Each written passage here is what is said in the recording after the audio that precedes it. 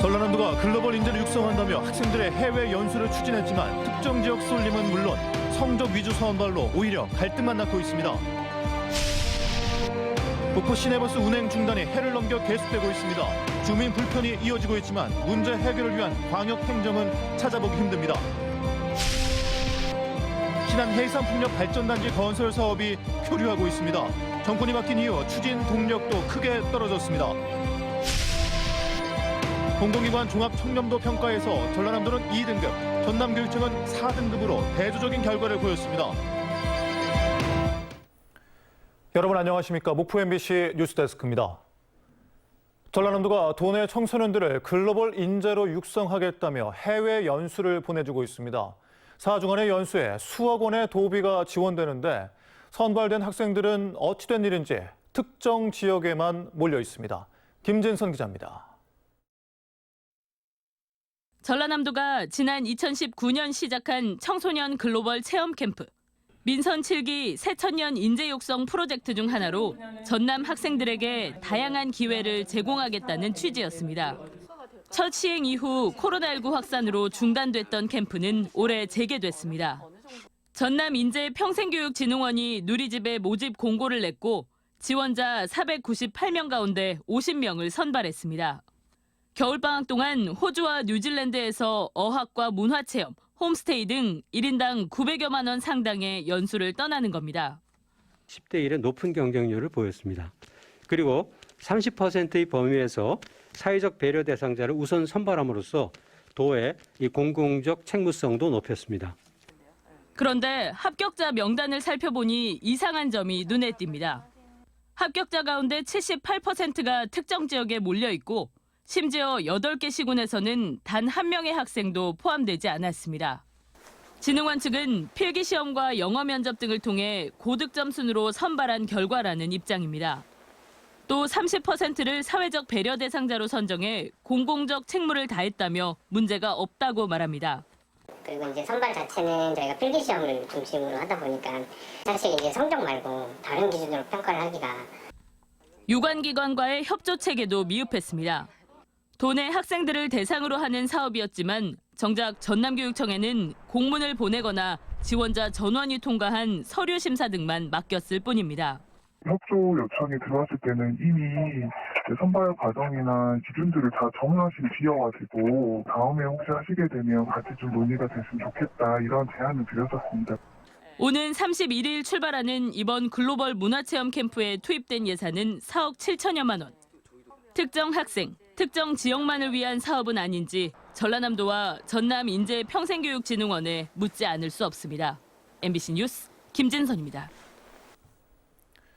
지난해 말부터 목포 시내버스는 다녔던 날보다 멈춘 날이 더 많았습니다. 배짱을 부리는 버스 회사가 가장 큰 문제고 오랫동안 버스 회사에 끌려다녔던 목포시도 문제입니다. 여기에 대해 전남 서남권 최대 도시에 20만 명 이상의 시민들이 오랫동안 불편을 겪고 있지만 제대로 역할을 하지 못하는 광역 행정도 그 책임에서 자유로울 수 없습니다. 양현승 기자입니다. 작년 4사분기 이후 현재까지 118일 동안 목포 시내버스는 75일을 운행하지 않았습니다. 파업으로 29일간 멈춰섰고 버스 회사의 연료비 미납에 따른 운행 중지로 46일째 불편이 계속되고 있습니다. 먼저도 한번 그래가지고 시에서 다 해줬으면 그 해야지. 왜 그렇게 자꾸 시민들만 과하게 하는지 모르겠어. 그거는. 목포시와 태원유진 이한철 회장은 각각 초강수를 두며 협상의 접점을 찾지 못하고 있습니다. 목포시가 수용 불가한 기부 체납 제한, 역시 버스 회사가 수용할 수 없는 기업 회생 신청 요구가 맞서며 돌파구가 요원합니다. 목포시의회마저 강경 대응하며 목포에는 중재자가 존재하지 않는 상황입니다.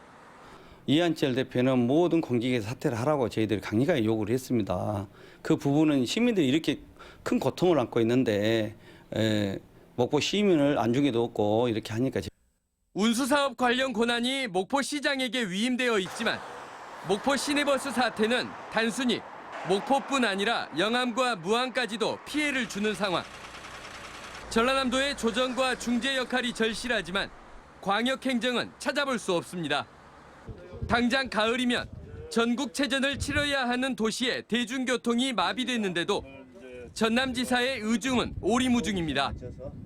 김영록 지사는 버스 운행이 멈춰서고 사흘 뒤 목포를 찾은 것을 시작으로 공식적으로만 5차례 목포를 방문했지만 버스 문제에 대해서는 별다른 언급을 하지 않았습니다. 주민 민원과 불편이 있는 곳을 찾은 건 완도 가뭄 현장과 담양 폭설 피해 현장뿐이었습니다. 가까운 길은 그래도 걸어다 운동 삼아서 덜 추니까 걸어다니지만 먼 길은 진짜 걸어다니려면 너무 힘들어요. 목포 출신 도의원들 역시 시민들의 불편 앞에 묵묵부답입니다. 시내버스가 없는 시민들의 불편에 아랑곳하지 않고 설 명절 현수막을 지역구 곳곳에 붙일 여유만 부렸습니다. 목포의 도의원들은 지역구가 목포이기도 하지만 전라남도가 목포 버스회사에 주는 재정지원금을 심의하기도 해 시내버스 문제에서 결코 자유롭지 않습니다. 그렇게 목포 시내버스의 파행은 끝이 보이지 않는 어둠의 터널에 갇혀 있습니다. MBC 뉴스 양혜승입니다. 단일 단지로는 세계 최대 규모라고 내세웠던 신안 해상풍력 발전단지 건설 사업이 표류하고 있습니다. 정부가 바뀐 이후 추진 동력도 크게 떨어졌습니다. 문현철 기자입니다.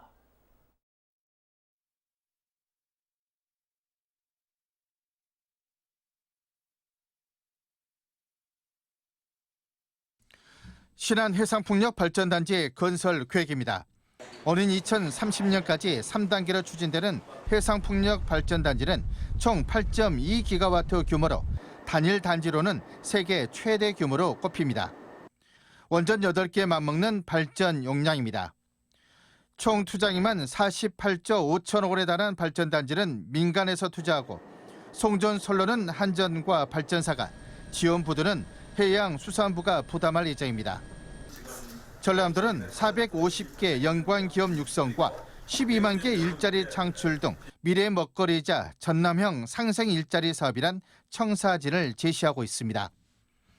그런데 의욕적으로 출발했던 해상풍력 사업이 본 궤도에 오르기 전부터 제동이 걸렸습니다. 공군이 군사 레이더 차폐 현상을 문제로 삼고 있습니다. 날개까지 포함한 해상풍력 발전기의 높이가 250m에서 최대 280m로 레이더 전파를 가릴 수 있다는 주장을 하고 있습니다.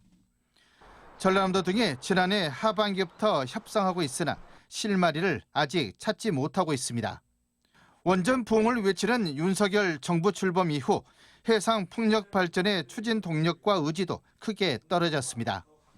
산업부에서는 총괄로 움직여줘야 되는데 우리처럼 이렇게 적극적이지가 않고, 해수부는 해상교통안전진단 때문에 잡고 있고, 환경부는 이제 이렇게 환경 영향성 평가하면서 이것저것 꼬투리 잡고, 그런 것 때문에 힘들죠. 복잡하고 까다로운 인허가 절차도 발목을 잡고 있습니다. 준비부터 실제 발전기를 세우기까지 걸리는 시간이 10여 년. 다른 나라는 3년이면 가능해 국내 해상풍력 발전 산업의 경쟁력을 떨어뜨리는 요인입니다. 인허가 절차를 단축하는 풍력발전 보급 촉진 특별법이 발의됐지만 국회에서 단 한 발짝도 못 나가고 있습니다. 그 어장에 그걸로 해서 풍력으로 인해서 피해가 가지 않을까 그렇게 생각하고 있는데, 그 공유제라든가 그런 모든 부분이 이제 이렇게 시간이 가면서 귀로 듣다 보니까 풍력이 빨리 진행됐으면 좋겠다라고 그렇게 생각하고 있습니다. 신안 해상풍력 발전단지 건설 사업이 당초 계획보다 크게 늦어지고 있고, 내년 착공 예정이었던 자원도 해역 90메가와트 규모의 시범 단지도 지금으로선 불투명한 실정입니다.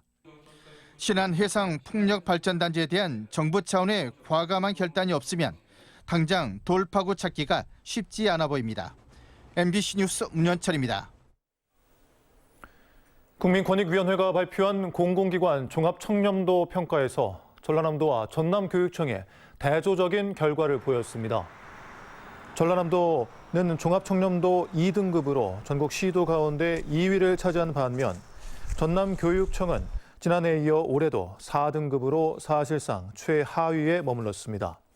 한편 전남 기초단체 가운데 강진과 무안, 순천 등 6개 시군이 종합 청렴도 4등급에 나주는 최하위인 5등급을 기록했습니다. 지난해 11월 전남의 출생아 수가 전국 17개 시도 가운데 세종시, 제주도, 울산시 다음으로 적은 것으로 나타났습니다. 통계청에 따르면 지난해 11월 전남의 출생아 수는 565명으로 1년 전보다 12% 감소했으며 인구 1000명당 출생아 수를 나타내는 조출산율도 3.8%로 0.5%포인트 떨어졌습니다. 반면 이 기간 사망자 수는 1,688명으로 1년 전보다 134명 늘어 전남 전체 인구 수가 1,123명 감소했습니다. 해남군은 솔라시도 기업도시에 청년 창업 지원센터인 스테이션 H를 내년까지 건립하고 창업 컨설팅과 임시 창업 공간을 제공합니다. 정부의 지방소멸 대응기금 60억 원을 투입해 건축하는 청년 창업 지원센터는 연 면적 1,928제곱미터의 2층 건물을 신축합니다. 해남군은 솔라시도 글로벌 데이터 센터 투자 유치 협약 등 국내외 기업들의 투자 유치가 본격화되고 센터 구축을 계기로 청년 창업가들의 요람이 될 것으로 전망했습니다. 다음은 희망 2023 나눔 캠페인에 성금을 보내주신 분들입니다.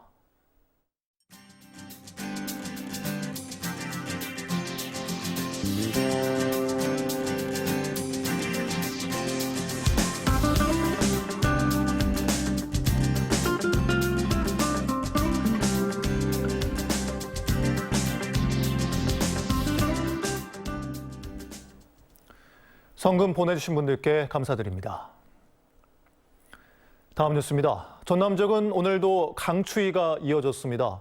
광주지방기상청에 따르면 내일 아침부터 찬 공기가 다시 남하하면서 오는 28일까지 평년 기온 이하에 머물겠고 전남 서해안을 중심으로 2에서 7cm의 눈이 더 내리겠습니다. 이번 한파는 일요일부터 풀려 기온이 평년 수준을 회복하겠습니다. 설 명절 특수로 완도 전복과 해조류 판매량이 지난해보다 증가한 것으로 나타났습니다. 이번 설 연휴 동안 완도군 특산물 쇼핑몰인 완도군 이숍에서 전복과 해조류 등의 판매액은 1억 2천만 원으로 지난해 설 기간 대비 4.2% 늘었습니다. 또 우체국 소포를 이용한 발송 건수는 26만 5천 건으로 이 가운데 전복 발송 건수는 80%인 21만 2천 건으로 조사됐습니다. 전남 선거관리위원회는 22개 시군 선관위와 함께 제3회 전국 동시조합장 선거와 내년 제22대 총선의 성공적 관리를 위한 종합관리 대책을 논의했습니다.